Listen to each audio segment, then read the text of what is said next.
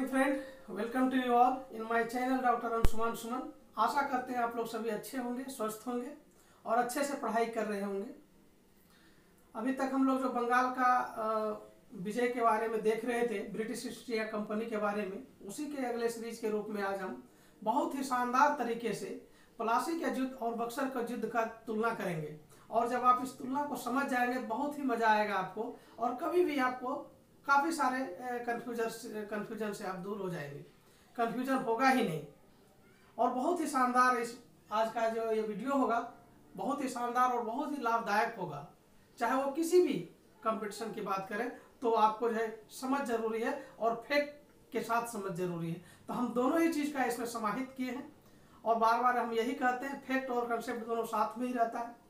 तो देखिएगा और अच्छा लगे तो इसको सब्सक्राइब कीजिएगा, शेयर भी कीजिएगा, ठीक है, ताकि कि मैं भी आप लोगों से ज़्यादा मोटिवेट हूँगा और ज़्यादा से अच्छा वीडियो आप लोग के सामने लाके देते रहूँगा। तो देखिए आज किस प्रकार से बहुत ही बेहतर ढंग से हम दोनों को समझ पाएंगे बिना किसी परेशानी के। तो आप लोग देखे हैं कि जो प्लासी का युद्ध हुआ वो 1757 ईस्वी में हुआ और बक्सर का युद्ध 1764 ईस्वी में हुआ।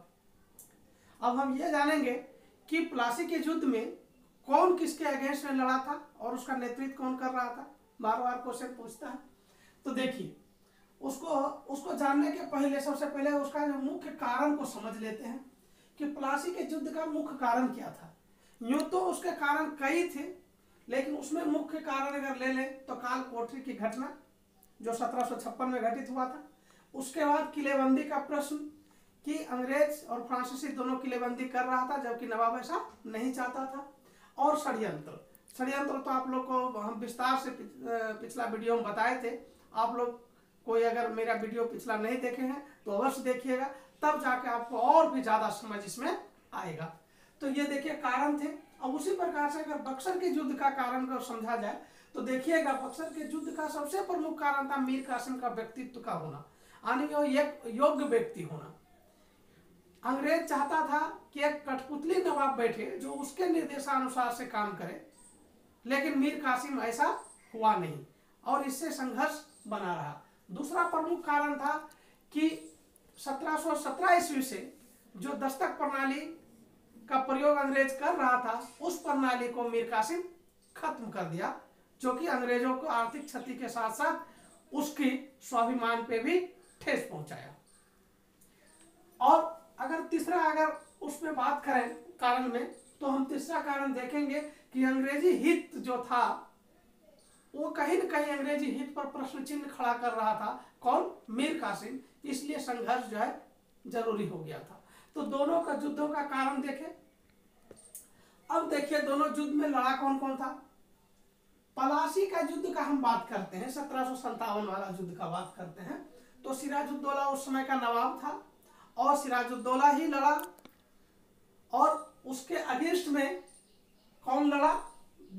कंपनी की तरफ से नेतृत्व कर रहा था क्लाइव, और नौसेना का जो सेनापति था वो था वाटसन।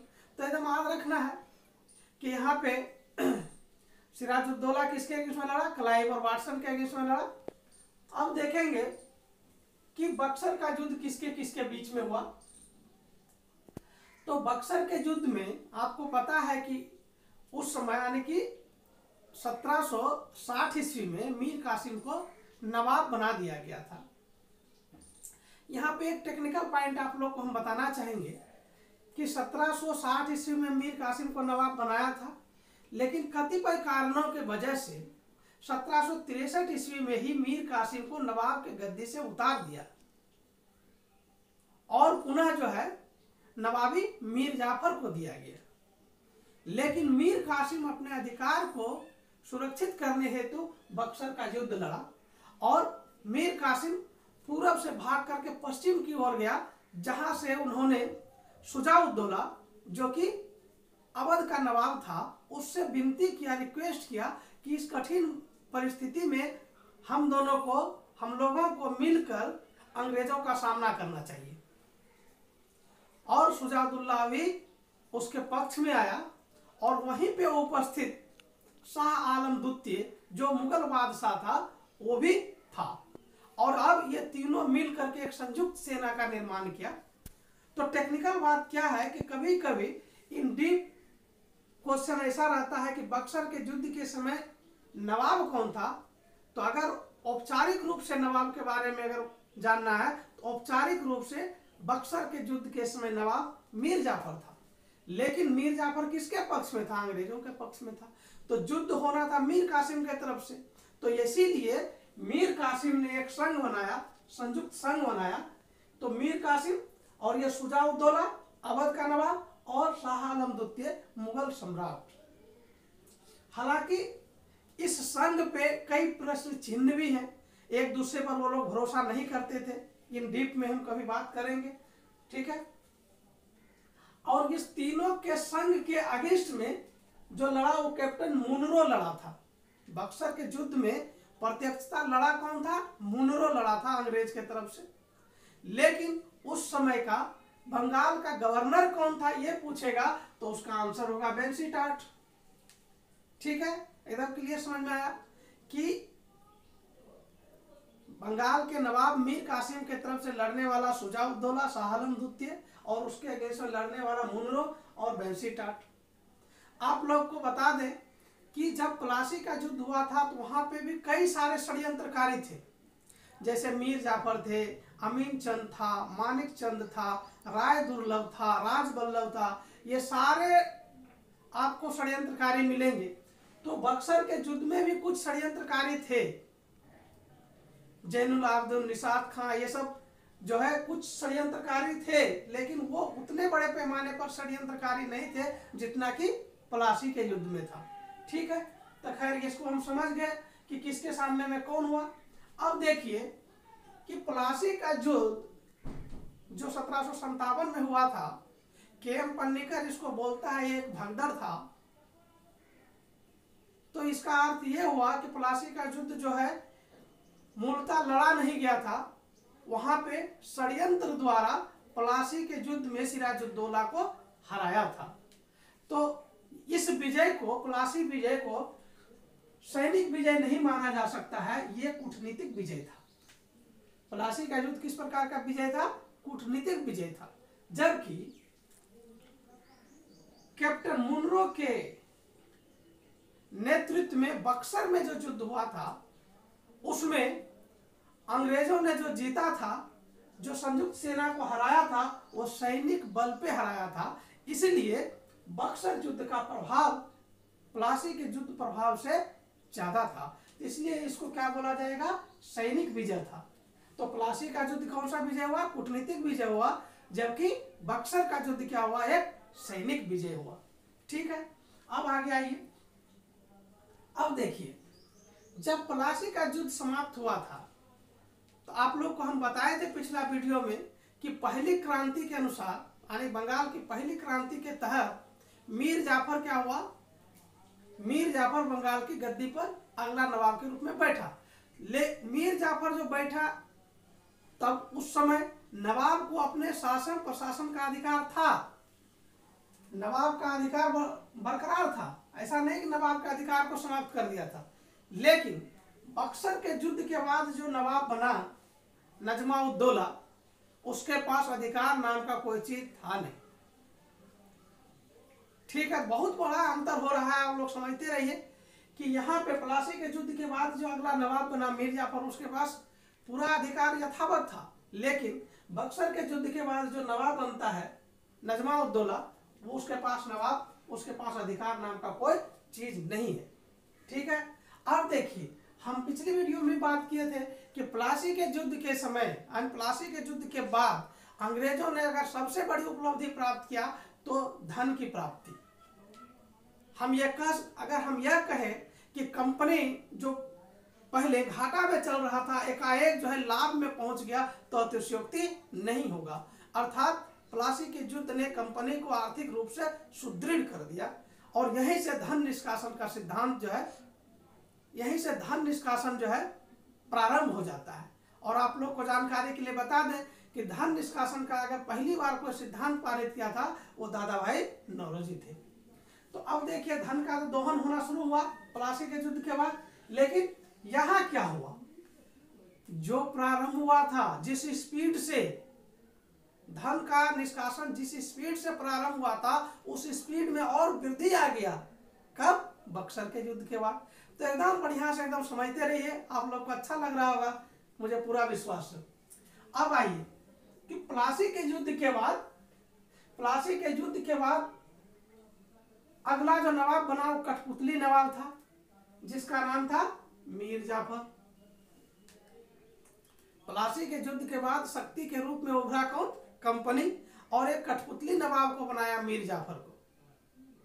और जस्ट इसी प्रकार का रिपीटेशन बक्सर के युद्ध के बाद भी देखा गया कि वहां पे दो कठपुतली को बनाया। एक तो पहला कठपुतली नवाब कौन हुआ? नजमा-उद-दौला, ये तो नवाब ही बना बंगाल का। और यह शाह आलम द्वितीय जो दिल्ली के मुगल सम्राट था, वो भी अब अंग्रेजों का खिलौना बन गया, यानी कठपुतली बन गया। यहाँ पे मीर जाफर कठपुतली बना था और यहाँ पे शाह आलम द्वितीय और नजमा-उद-दौला दोनों ही कठपुतली बन गया। ठीक है, अब आगे आइए।